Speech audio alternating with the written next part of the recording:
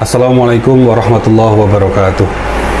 Saya Ridho Rahmadi dalam hal ini berbicara dalam kapasitas saya sebagai dosen yang mengajar Artificial Intelligence atau AI. Saya ingin memberikan respon tanggapan saya terhadap ketidaksinkronan atau perbedaan hasil yang dimuat di Sirekap dengan yang tertera di scan C1. Yang pertama, hasil dari Sirekap itu adalah hasil ekstrak ya, menggunakan model AI ya, dari scan C1, kemudian diekstrak angkanya, kemudian ditampilkan dalam aplikasi tersebut. Nah, kesalahan atau ketidaksinkronan dari yang ada di C1 yang asli dengan yang ada di Sirekap, menurut saya bukan berasal dari model AI yang digunakan untuk mengekstrak. Karena sejauh ini ya, yang kita ikuti dalam perkembangan dunia AI, itu akurasi dari model AI untuk mengekstrak karakter atau angka dari sebuah image atau sebuah foto, itu akurasinya sudah relatif tinggi, bahkan saya bisa bilang sangat tinggi dibandingkan beberapa tahun sebelum ini ya. Jadi saya rasa tidak ada masalah pada model AI yang digunakan. Nah, saya melihat ketidaksinkronan ini lebih disebabkan oleh hal yang sifatnya algoritmik, artinya by design, by intention. Ada baris-baris program yang sengaja dibuat ketika itu dijalankan pada Sirekap, kemudian menambahkan suara pada paslon tertentu dengan konsekuensi mengurangi suara paslon yang lain. Ini yang saya lihat. Kedua, saya ingin juga menanggapi terkait lokasi server yang di mana pemilu 2024.kpu dan juga sirekap.kpu itu diletakkan, aplikasinya diletakkan di mana.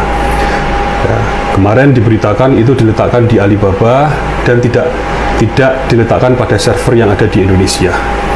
Nah, tadi saya melakukan kajian, ya, melakukan trace bersama tim di mana letaknya. Jadi sejauh yang kita dapatkan memang betul servernya itu adalah server Alibaba yang lokasinya memang most likely, sangat besar kemungkinan tidak di Indonesia. Yang menurut saya ini sangat berbahaya. Bayangkan satu kotak yang berisi seluruh suara ya dari seluruh penduduk Indonesia, bentuknya memang digital, itu diletakkan di luar wilayah Indonesia. Betapa rentannya, betapa rapuhnya terhadap kejahatan-kejahatan digital. Suara tersebut nanti hasilnya bisa dirubah dan segala macam, terutama ya siapapun yang memiliki akses terhadap data tersebut, dan ini adalah perusahaan swasta. Jadi ini sangat berbahaya dan kita sangat sayangkan.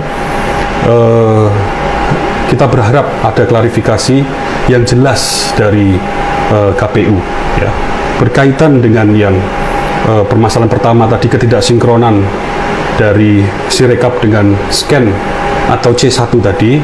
Ini sebenarnya mudah saja dibuktikan dengan mungkin KPU bisa mempublish sebagian, tidak usah sepenuhnya ya, sebagian dari baris program di mana itu memang yang menjalankan atau mempublikasikan hasil tadi pada Sirekap.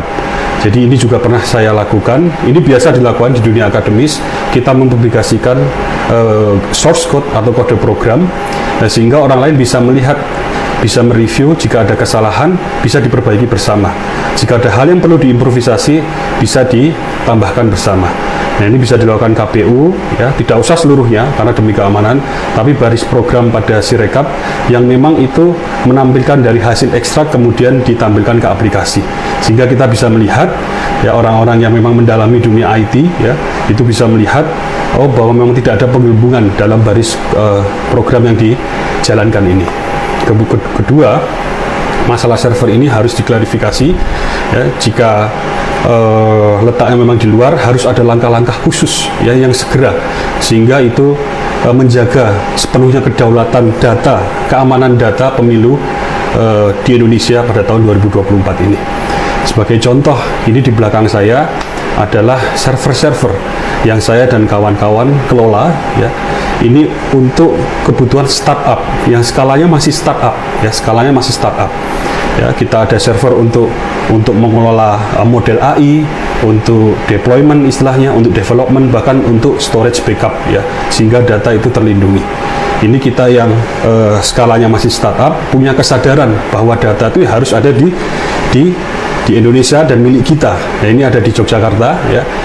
Nah, apalagi kalau itu skalanya adalah untuk pemilu 2024, pemilu di Indonesia, tentu datanya harusnya ada diletakkan di secara fisik, itu servernya ada di Indonesia dan tidak menggunakan perusahaan swasta manapun ya, harus dikelola sepenuhnya oleh pemerintah Indonesia. Dan kita punya Kominfo, punya mungkin lembaga-lembaga lain yang relevan yang bisa kita letakkan di Indonesia.